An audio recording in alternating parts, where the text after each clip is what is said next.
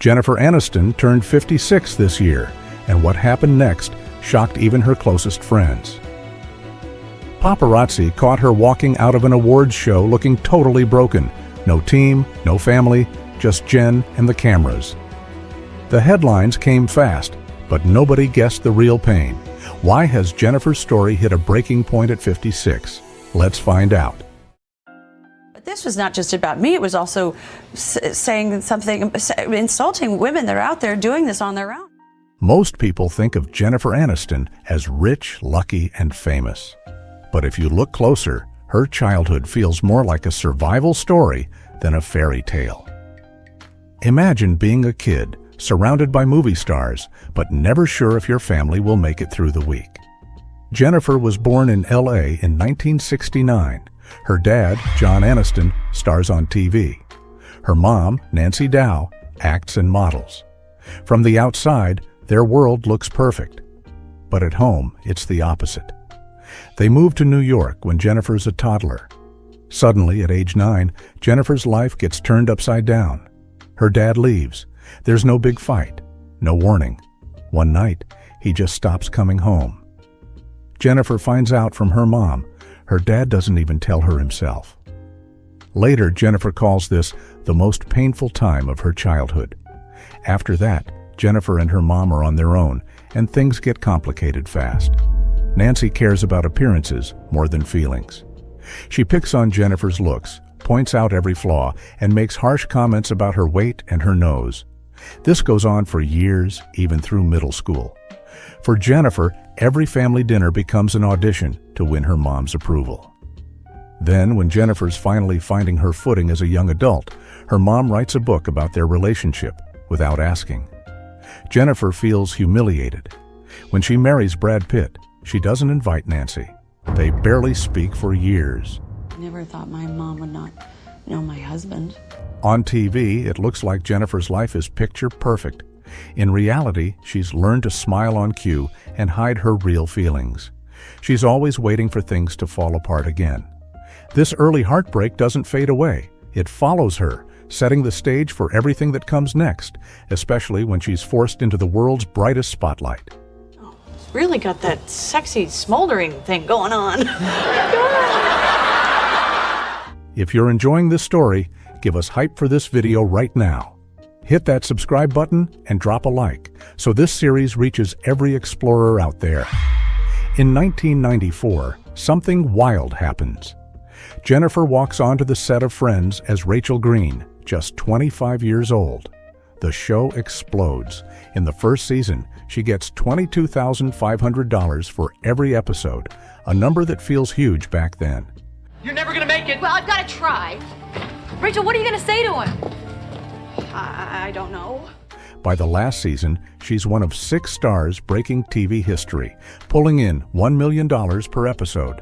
It sounds like a dream, right? But while the world falls in love with Rachel, Jennifer's life changes in ways she never expects. Magazines start calling her America's sweetheart.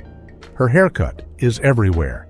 Even in tiny towns, people run to salons with pictures of the Rachel ripped from magazines.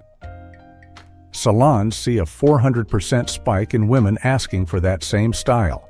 NBC and Warner Bros. Plaster her smile on every billboard. But here's the catch. That label brings pressure. America's sweetheart can't mess up, can't snap at a reporter, can't ever have a bad day. Jennifer finds herself living in a cage built out of praise. Behind the scenes, she carries the scars from childhood, the family breakup, the mom who comments on her looks, the need to keep everyone happy. Now, millions of people watch her every move. She plays a character who always gets the happy ending, but in real life, nothing feels certain. By the late 90s, every coffee run becomes a photo op. Every slight weight change turns into a wild pregnancy rumor. It's like her real life is just a stage for other people's stories. So what would you do if you couldn't even buy groceries without seeing your own face in the checkout line? Jennifer tries to keep her real self private, but the world refuses to let her stay human. When she finally falls for the most famous movie star on Earth, everyone else already thinks they know how the story should end. Tabloid headlines start building their own fairy tale, and Jennifer's real life starts to disappear under the noise. 1998. Jennifer meets Brad Pitt, a setup straight from a producer's dream.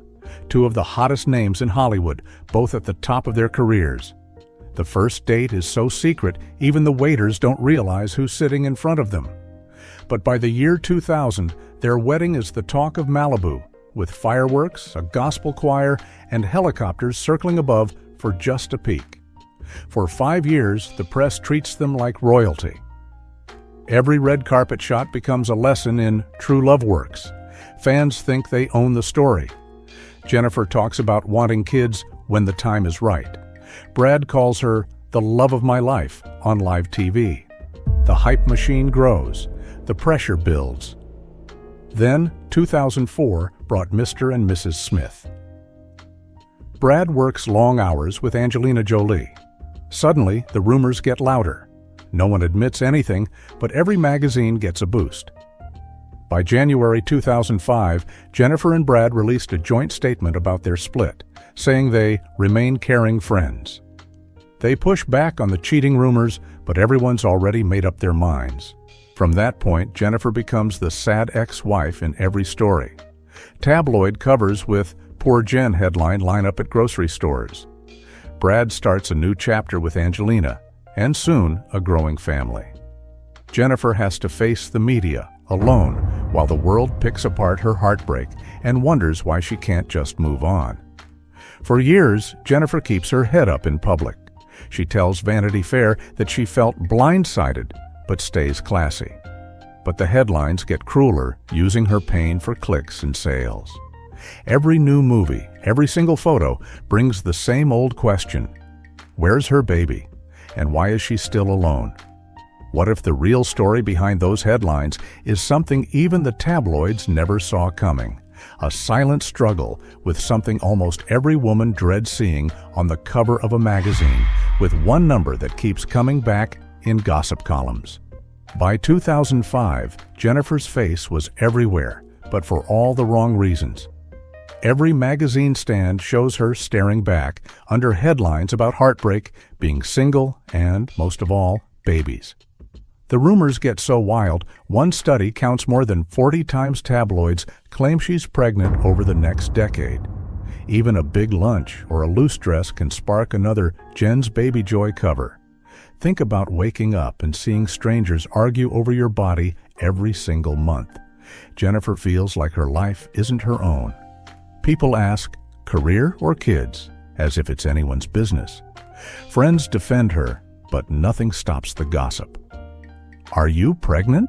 Becomes the question she can't escape in interviews, on red carpets, and online. Paparazzi hunt for any sign of a baby bump, snapping photos at insane angles, hoping for a scoop. By 2016, Jennifer's patience finally runs out. She writes an essay for HuffPost, her own words, no filter. She says, "I am not pregnant. What I am is fed up." The world goes silent for a minute. Jennifer calls out the constant body shaming, the insane focus on women's worth being tied to motherhood, and the way even normal women get this pressure, just on a smaller scale. The essay blows up online. Thousands of women say they relate. Jennifer wins respect for fighting back, but the rumors never fully stop. Every time she steps outside, the world watches and waits. So why do the tabloids keep guessing? Because nobody knows the real truth behind the rumors. Jennifer is hiding a secret battle, one that costs years of heartbreak, hope, and health. Jump to 2022. Jennifer sits down for a raw interview with Allure.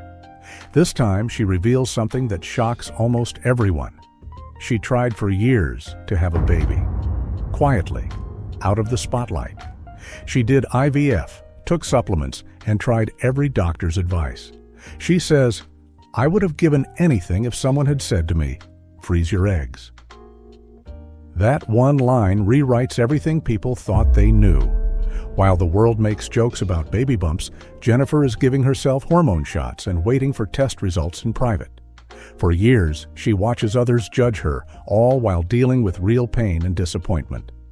When asked, she admits the process was hard and exhausting. Now at 53, she says she feels relief. The door has closed, but at least she doesn't have to wonder what if anymore. The media painted her as the woman who chose work over family, but Jennifer finally says that was never true. I feel like I've mothered many things, and I don't think it's fair to put that pressure on people. So, next time someone sees an old magazine cover with fake pregnancy news, the real story is about silent grief and the pressure to be perfect. While Jennifer faces the end of one dream, another part of her life falls apart in public again. How does someone rebuild after that much loss and pressure while the world keeps demanding a happy ending and asking about her marriage with a Hollywood screenwriter who doesn't play by the rules? By 2005, Jennifer was still standing, but her world kept shifting.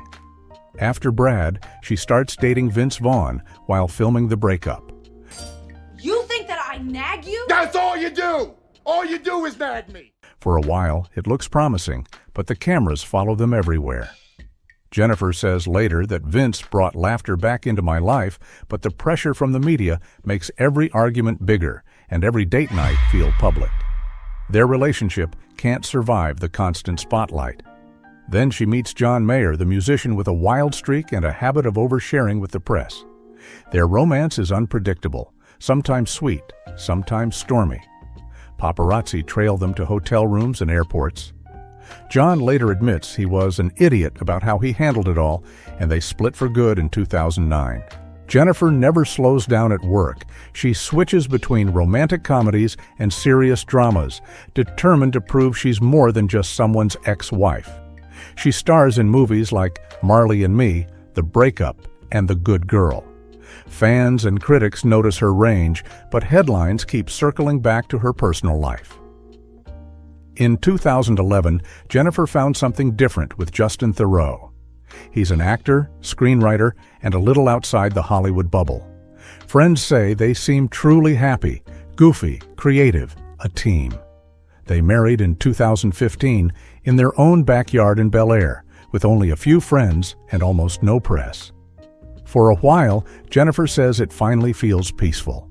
No circus, no noise, just real partnership. But the peace doesn't last. By February 2018, they announced their separation. The statement is calm, no drama, no cheating, no messy headlines. They call each other best friends, but the marriage is over. At the same time, Jennifer faces deeper losses. Her mother, Nancy Dow, died in 2016 after years of illness. Jennifer visits her before the end. She says they make peace, but the wounds are deep and the relationship never fully heals. Then, in 2022, her father, John Aniston, died at 89. Jennifer posts a tribute on Instagram. "Sweet Papa, thank you for showing me perfect timing." By her mid-50s, Jennifer stands alone. No parents, no partner, no children. She has friends, fame, and success, but her home feels quiet, maybe too quiet.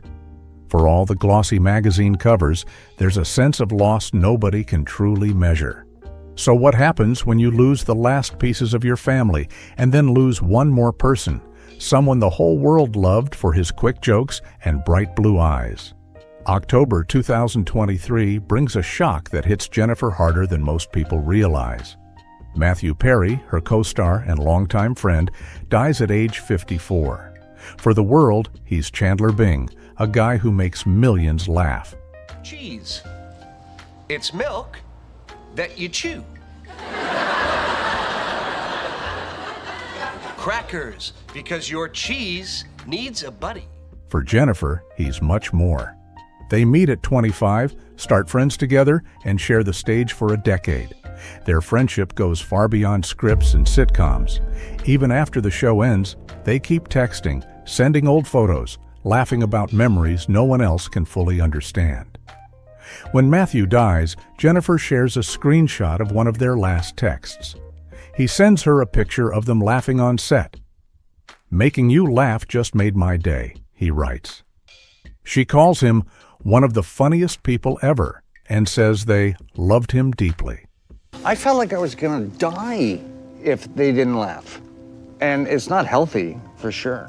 But I would sometimes say a line and they wouldn't laugh, and I would sweat and just like go into convulsions. If I didn't get the laugh I was supposed to get, I would freak out. It would take you down. Yeah. You didn't tell. This is who Matthew is to her, a friend who lifts others up, even while fighting his own battles with addiction and pain. Jennifer watched him struggle.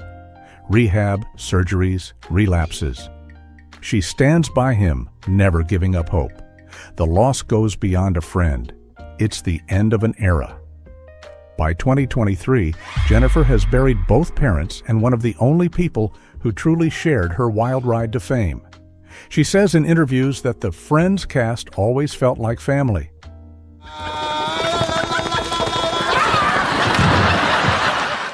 We were always the six of us, she writes, but now that group is smaller and the memories are even more precious.